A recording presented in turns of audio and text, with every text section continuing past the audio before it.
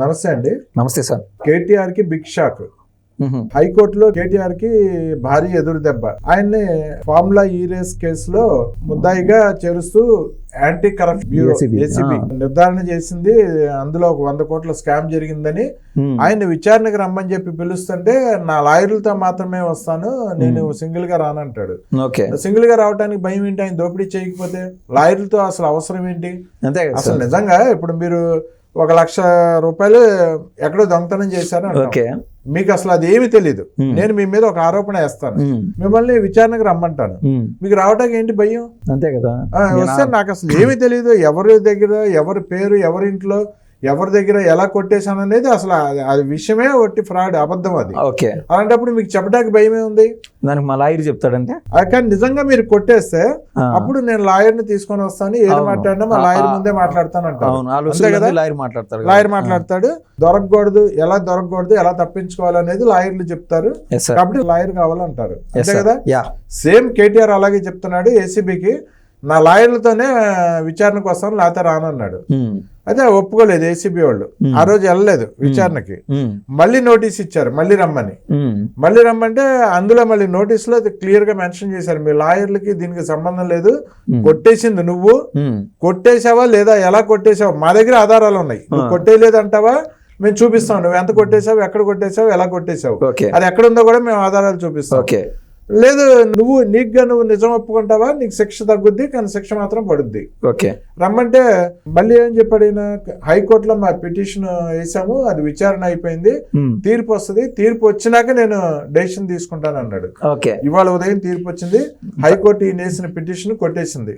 అందులో మేము తలదూర్చాము, మేము ఏసీబీ కేసులో మేము తలదూర్చాము, మీరు ఏసీబీతో చూసుకోండి అని చెప్పి. సో ఇప్పుడు కేటీఆర్ ముందు చూస్తే నెయ్యి, వెనక చూస్తే గొయ్యి, మళ్ళీ సుప్రీంకోర్టు వెళ్ళే ఆలోచనలో ఉన్నాడని చెప్పి అంటున్నారు.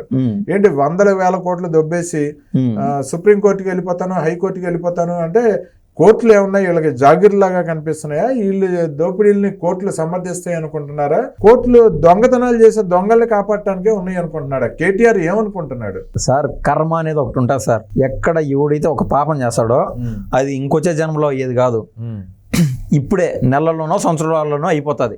బాబు గారు అరెస్ట్ అయినప్పుడు ఏది ఒక అక్రమ కేసులో, అక్రమంగా పెట్టిన కేసులో అరెస్ట్ అయినప్పుడు అనుచిత వ్యాఖ్యలు చేశాడు, ప్రేలాపాలు పేలినాడు. మీకు ఏదన్నా పంచాయతీ ఉంటే ఆంధ్రాలో చూసుకోండి, తెలంగాణలో కాదు అయ్యా, మనం తెలుగు వాళ్ళం, అది గుర్తుపెట్టుకోండి. రేవంత్ గారు నిన్న మొన్న కూడా చెప్పినారు ఒకటి, తెలంగాణలో కానీ ఆంధ్రాలో కానీ మన బిడ్డలు బయట ప్రపంచంలో ఒక అందరికి ఆదర్శప్రాయంగా తయారవుతున్నారు. ఇరు రాష్ట్రాల్లో ఎవరు ఏ స్థాయిలో ఉన్నా కూడా మనం సంతోషపడాల్సిన విషయం, మనం తెలుగోళము అని యూనిటీ పెంచే విధంగా.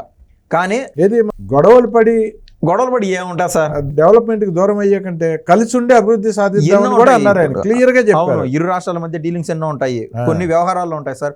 అయ్యా, ఇక్కడ తెలంగాణలో ఈ కంపెనీ మేము పెట్టలేకున్నాం, ఎందుకంటే దీనికి తగ్గ ఇప్పుడు విండ్కి సంబంధించి సార్ విద్యుత్ అనుకోండి, ఇక్కడ కుదరదు, అక్కడ కదిరి దగ్గర పలానా చోట్ల ఉన్నది, మీరు బాబు గారితో కాస్త మాట్లాడి సిఫారసు చేయండి బా అని రేవంత్ అడుగుతారు. సో ఇట్లా వ్యాపార విషయాల్లో బయట నుంచి పెట్టుబడులు రావాలని ఒకరికొకరికి 100% తోడునాల్సిందే. మీకు శాంపుల్ ఎగ్జాంపుల్ చెప్పినాలండి, అలా ఎన్నో ఉంటాయి. కానీ వీళ్ళు ఎప్పుడు లేనిది తెలంగాణ నినాదం ఇప్పుడు వస్తుంది. ఎందుకు? కవిత అరెస్ట్ అయినప్పటి నుంచి 156 రోజులు ఏదైతే ఊహించని విధంగా ఒక మహిళ ఇండి మద్యం దాంట్లో కూడా తలదూర్చి అన్ని కోట్లు అవినీతి చేసి, ఏది ఉండే ఐఫోన్లని పగల కొట్టేసి, అదేదో ఏమన్నా పడిపోయినాయి, చెడిపోయినాయి, పగిలిపోయినాయి అని అబద్ధాలు చెప్పి ఇన్ని రోజులు జైల్లో ఉండి వచ్చింది. తర్వాత జైలు పోయి వచ్చిన కూడా సీఎం అవుతారని ఏదో రాత్రుల కలగని ఆ మధ్యలో ఏది ఆ హ్యాంగ్ ఓవర్లో వచ్చి మీడియాతో మాట్లాడేశాడు. నన్ను కూడా జైలుకి పంపిండి, స్లిమ్ అవుతాను, ట్రిమ్ అవుతాను, ఏమవుతుంది, నేనేం రేవంత్ మాదిరా, నేను పలానా బూతులు మాట్లాడేసాడు. ఈయన ఏసీబీ ఏం చేయలేదు అనుకున్నాడో, కోర్టులు ఏం చేయలేదు అనుకున్నాడో, అది స్పీడప్ అయిపోయింది, మ్యాటర్ స్పీడప్ అయిపోయింది. సరే, ఏసీబీ రేవంత్ గారి కన్సర్న్ లో నడుస్తుందని అనుకుందాం, హైకోర్టు రేవంత్ కన్సర్న్ లో నడుస్తా సార్, రేవంత్ గారి కన్సర్న్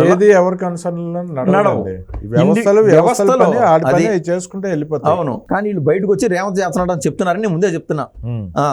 హైకోర్టు మాకు సంబంధం లేదబ్బా అని చెప్పేసింది. కేసీఆర్ గారికి లేని పరిచయం అలా చెప్పండి, హైకోర్టులో కాదు ఎక్కడైనా కూడా. కానీ తప్పు చేసింది సుస్పష్టంగా కనిపిస్తుంది, డాక్యుమెంటెడ్ ఫామ్ దోపిడీ కనిపిస్తుంది.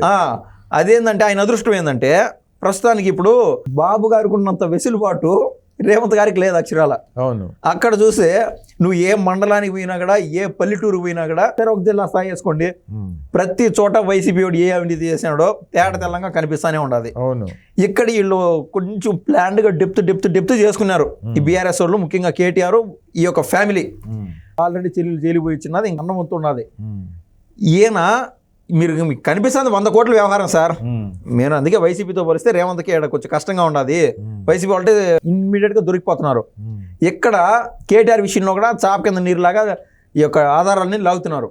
ఒక ఎగ్జాంపుల్ చెప్తా సార్, పలానా పేరు చెప్పను కానీ, ఇదే తెలంగాణలోని హైదరాబాద్ లో 70 నుంచి 80 పెద్ద మరి చెప్తున్నా పెద్ద వెంచర్లు వేస్తున్నారు.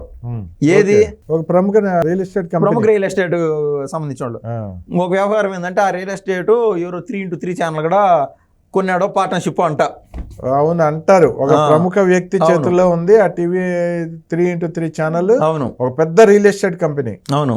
ఆ రోజు రేవంత్ గారు చెప్పాడు కదా, ఏది ఆ గొట్టాలు తెచ్చి ఆడనో పెట్టి నా మూతి కాడ పెట్టద్దు అని కరెక్ట్ అయిన సమాధానం చెప్పినాడు.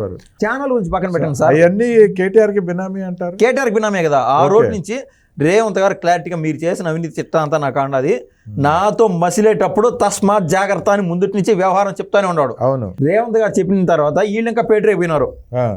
ఎందుకంటే తెలంగాణ సెంటిమెంట్ రెచ్చగొట్టడము, 100 సీట్లు అనడము, 109 సీట్లు అనడము ఈ రేంజ్ లో. ఎందుకంటే ఎంఐఎంకి ఒక 7-8 పవన్ నుంచి 109 సీట్లు వచ్చాయి, 100 వచ్చాయంటే ఎంత కాదని 80-85 వస్తాయిలే, ప్రభుత్వం ఆడిపోతుంది లేని. అది ఏంటంటే ఒక హ్యాంగ్ ఓవర్లో ఉండిపోయినారు ఆడ వైసీపీ కావచ్చు, ఇటు బీఆర్ఎస్ కావచ్చు. ఏంటి ఒక టీవీ 3x3 ఛానల్ ఒక్కదాన్ని పట్టుకుంటే అటు జగన్మోహన్ రెడ్డి కానీ ఇటు కేటీఆర్ కానీ అయిపోద్దా? తెలిసిపోతారండి ప్రజలు. డబ్బు కాలం సార్ ఇది, డబ్బు కాలం.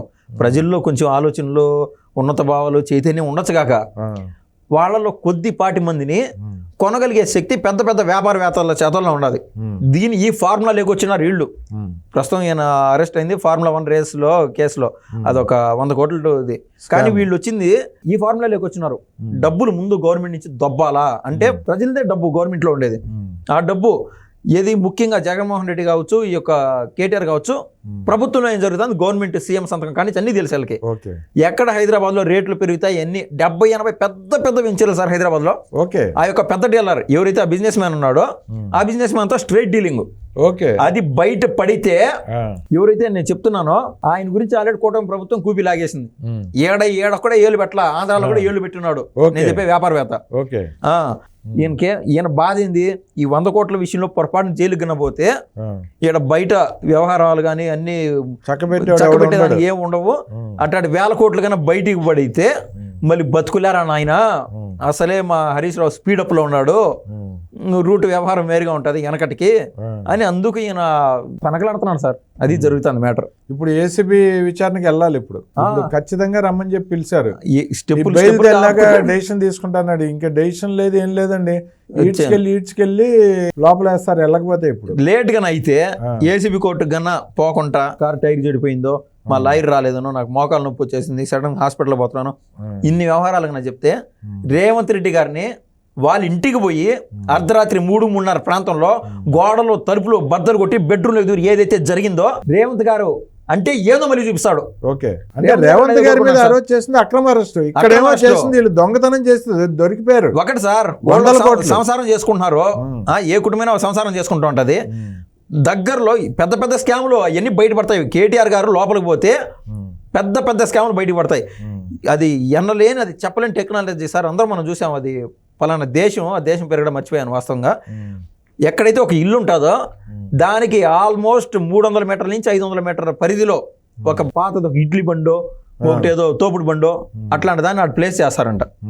అక్కడ ఏవైతే ఫోన్ కాల్స్, ఎన్ని మొబైల్స్ ఉన్నాయో, ఏ మొబైల్స్ యొక్క నెంబర్ అవసరమో ఆ ఫోన్ కాల్స్ అన్ని రహస్యంగా వినడము. ఒక్కొక్కటి బతుకులు ఒక్కొక్కటి వ్యవహారాలు ఉంటాయి సార్. రేవంత్ గారు కావచ్చు, ఇంకొకరు కావచ్చు, కేసీఆర్ కావచ్చు, ఎవరికైనా వాళ్ళ పర్సనల్స్ వీళ్ళు విని, జగన్మోహన్ రెడ్డి గారు కదా RRR గారి ఏదైతే జరిగిందో ఆయన కొడతా ఉంటే వీడియోలు చేసి నవ్వుకున్నారో, ఆ మాదిరి రేవంత్ గారిని అతి దగ్గర నుంచి మానిటర్ చేశారు. అయినా ఏమైందా, ప్రభుత్వం రాకుండా రేవంత్ రెడ్డి గారిని ఆపినారా? రేవంత్ రెడ్డి ఒక కాంగ్రెస్ ప్రభుత్వానికి 4 సీట్లు, 5 సీట్లు, 6 సీట్లు వస్తాయేమో అనుకున్నారు. అంత పడిపోయిండేదాన్ని జువ్వని లేపినాడు ద రియల్ హీరో రేవంత్. ఆయన వ్యవహారం ఇప్పుడు చూపిస్తాడు. ఇప్పుడు కేటీఆర్ ఖచ్చితంగా వెళ్తాడంటున్నారు మీడియా వర్గాల నుంచి మనకు అందిన ముఖ్య సమాచారం అది. మనకు కనిపిస్తుంది కదా, స్పష్టంగా కనిపిస్తుంది. ఒక చెత్త మాటలు పేలినంత మాత్రాన అవి కేటీఆర్ అనుకున్నట్టు అవి జరగవు. ఏది నన్ను అరెస్ట్ చేయండి అన్ని. అప్పుడు ఇందెందుకు నాకు లాయర్ కావాలా, నాకు ఇంకా నోటీసులు రాలేదు, ఇందెందుకు నువ్వు ఓపెన్గా పబ్లిక్లోకి వచ్చి నేను తప్పు చేయలేదు ఫార్ములా E1 రేస్ పైన నువ్వు ఎప్పుడైనా మీడియా ముందు మాట్లాడినావా? నువ్వు మీడియా ముందుకు వచ్చి రేవంత్ అని తిట్టడము నేను చేయలేదు అని అదొకటే జరిపోయింది. ఫార్ములా E1 రేస్లో ఇది జరిగింది, రేపు నన్ను కోర్టులో పోతే నన్ను ఈ విధంగా ఇరికించడానికి ప్రయత్నం చేస్తున్నారు అని ఓపెన్ గా చెప్పు, తప్పే ఉన్నది. దానిపైన నువ్వు మాట్లాడింటే మీడియాకి వచ్చి యావత్ తెలంగాణ ప్రజలు హర్షించేవాళ్ళు. దానిపైన ఈ రోజు వరకు నువ్వు సుస్పష్టంగా ఎవరికి మాట్లాడాల. కనీసం బయట నుంచి చూసే అనలిస్టులు కావచ్చు, ఒక జడ్జిలు కావచ్చు, బయట సార్ బిసైడ్ ద కోర్ట్ నేను అంటాంది ఆ కేసులో ఏమైంది, అసలు ఏం జరుగుతుందని ఫార్ములా E1 పైన జనరల్ అఫిడవిట్లో ఏం జరుగుతుంది అనేది ఎవరు చూడగలిగేవాడు లేరు, కనిపించడంలే. ఈయన అంత నిజాయితీ పరుడు, అంత ప్రబుద్ధుడు అంటే బయట కనిపించేట్టుగా చూపించింటాడు. వాళ్ళ డాక్యుమెంట్ ఇది జరిగింది బా, నాకు తెలియకుండా జరిగిపోయింది, అసలు దీంట్లో తప్పే జరగలేదని చెప్పింటాడు. అవన్నీ కోర్టు పరిధిలో ఉన్నాయి. అసలు ఏం జరిగిందనే అందరం దగ్గరలో వినబోతాం, చూడబోతాం. ఇంకా అందుతున్న సమాచారం కేసీఆర్, హరీష్ రావు కూడా మొత్తం అంతా జాతకాలన్నీ తిరగబడబోతున్నాయి. మొత్తం వాళ్ళ మీద కూడా దోపిడీలు, వాళ్ళు చేసిన దోపిడీలు, దారుణమైన దోపిడీలను కూడా పూర్తి ఆధారాలు బయటికి తవ్వారు రేవంత్ గారి ప్రభుత్వం అని చెప్పి తెలుస్తుంది. 100%. ఓకే, రేవంత్ ఈ పేరు మళ్ళీ మళ్ళీ వింటారు సార్. ఓకే అండి, థ్యాంక్ యూ అండి. Thank you sir.